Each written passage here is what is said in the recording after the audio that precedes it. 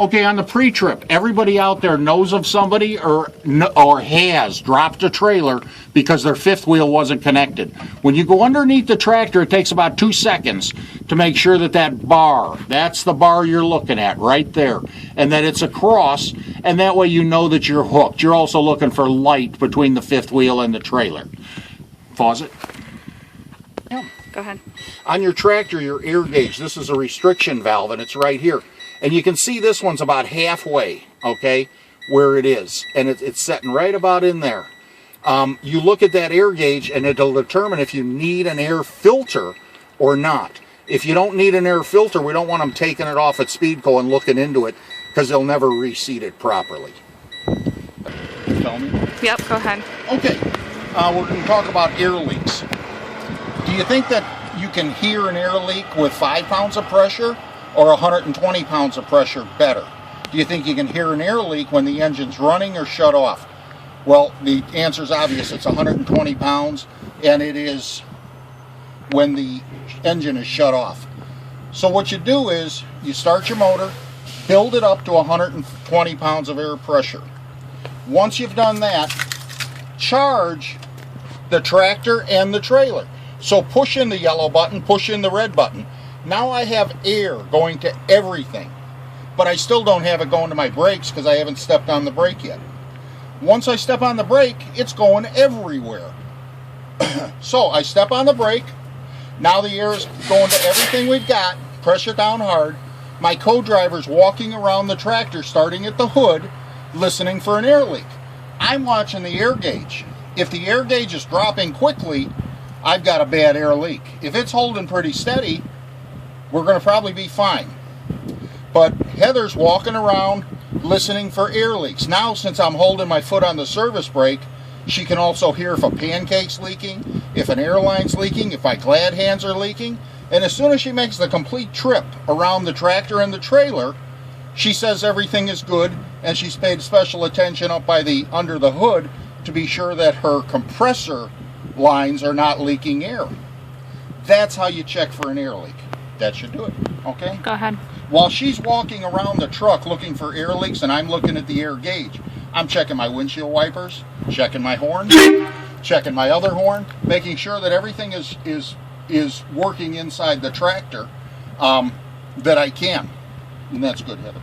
Next thing that you're going to want to check, now that the truck has been shut off, Volvo is a different truck than a Freightliner. But sometimes, like Volvo's always, to make my air buzzer go off, I have to have the truck running.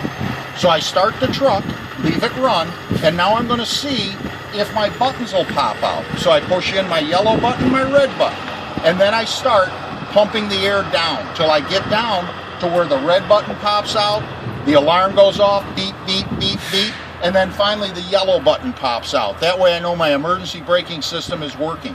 But if the DOT is looking at this and it's a Volvo, I will never ever hear the buzzer.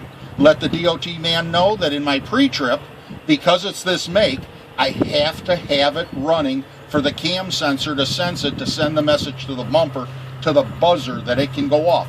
So if it's running, it's going to take longer to bleed down the brakes, but I just start. Get the air pressure down, red button's going to pop, alarm is going to go off, and yellow button's finally going to pop. That way I know my emergency braking system is working. That should take care of that, Heather.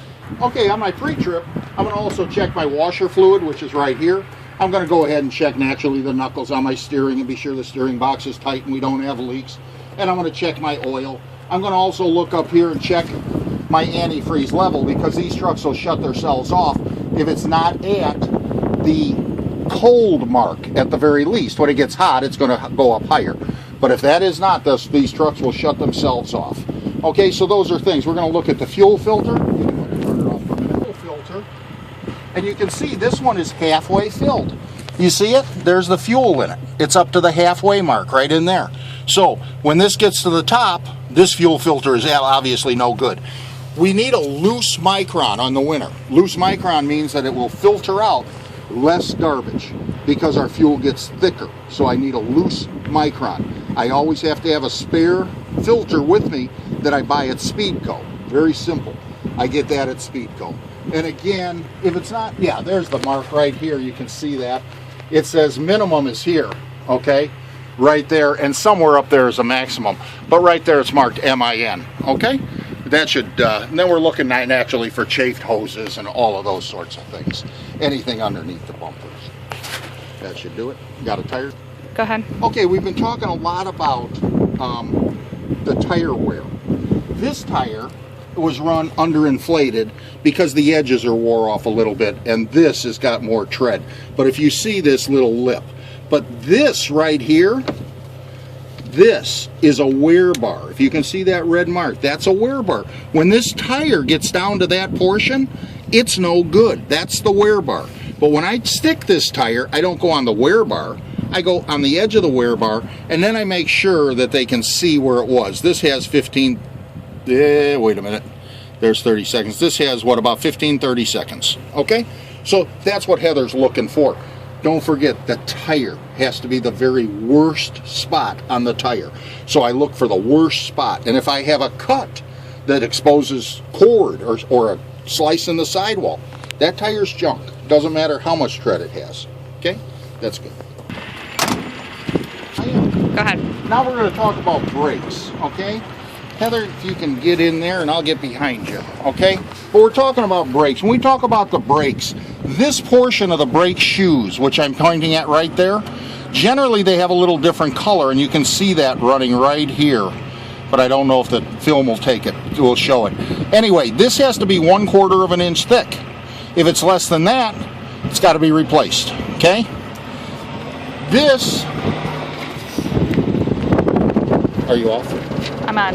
Oh, okay, I'm sorry. Go ahead, shut it off for a minute. Go. Okay, Heather's talking about long stroke and short stroke. You see this piece where the airline comes in? Right here is round. That's a short stroke because it's round.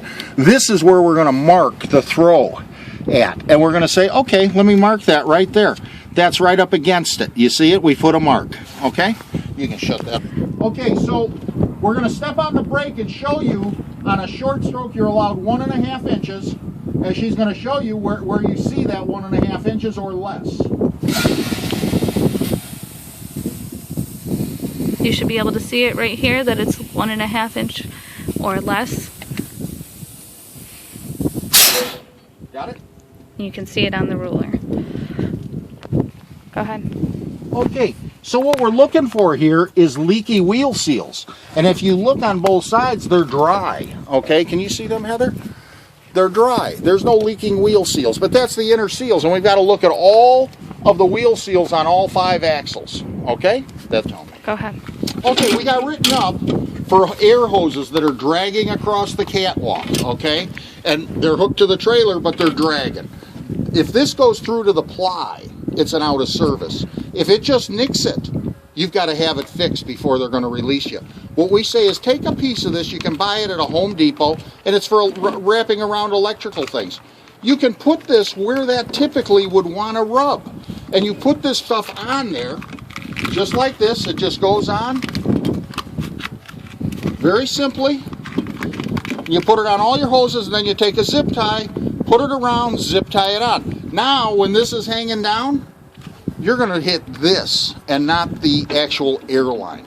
You can also use an old piece of heater hose if you want to wrap it around.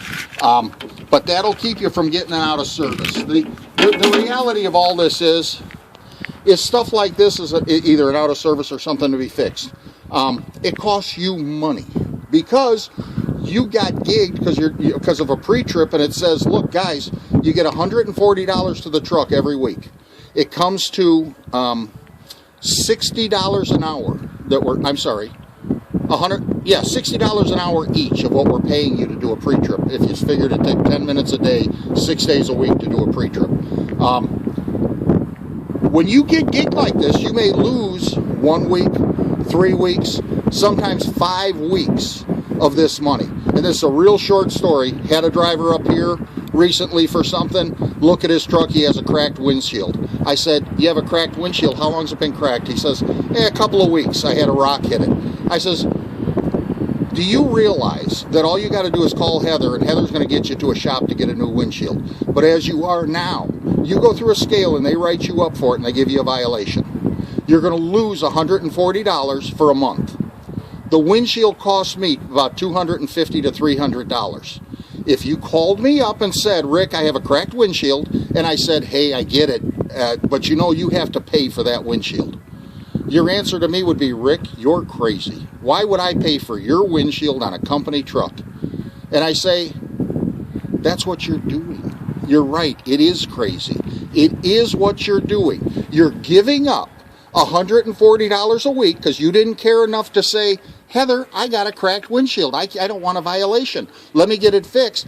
Then PTS pays for it. You keep all of your money. Every week you continue to get your money. But the other way that he was doing it, he's buying the windshield. And plus, I've still got $100 in my pocket to take my wife out to dinner for a couple of times. Point is, good pre-trips, and it's not going to cost you money, okay? But this is a preventative thing, and that's what this video is about. Also, you're going to have 2 codes in this video. Your first code is going to be 747. You can shut it. Okay, we're talking about how to seal up these gates so that you can't get from one compartment to the next. Heather's going to show you the gates with the chain on it and what to do. Go ahead, Heather. Seal that up, okay? She's got both gates now.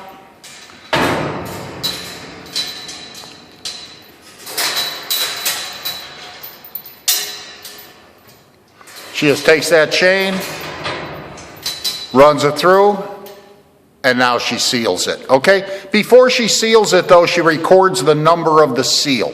That way, the TO doesn't have to get in there to see the number of the seal. She writes the seal number on the bill of lading before she signs it. And she says, drum number such and such. And then the drum door such and such.